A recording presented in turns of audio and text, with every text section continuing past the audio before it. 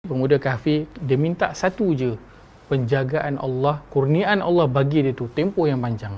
So bijaklah dalam berdoa, bijaklah dalam berdoa. Dan itu pelajaran yang kita belajar daripada doa-doa yang Allah bawakan dalam Quran.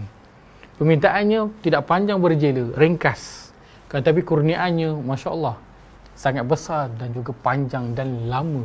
Satu rahmat yang diminta daripada Allah menjadikan mereka terjaga hingga 309 tahun dan juga setelah mereka dibangkitkan selepas itu.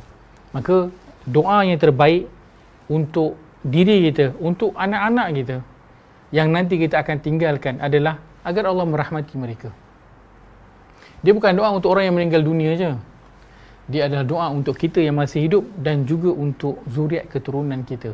Dan pemuda kahfi ketika mana mereka meminta rahmat, mereka bukannya dah meninggal, kan? Kita selalu mungkin kaitkan mendoakan rahmat ini adalah untuk orang yang telah meninggal dunia, sedangkan bukan. Ia diperlukan untuk orang yang telah meninggal dunia dan orang yang masih lagi hidup. Kedua-duanya memerlukan kasih sayang dan bala ihsan daripada Allah Azza wa Jalla. Maka doakan untuk anak-anak kita apa? Kerahmatan. Moga Allah merahmati mereka.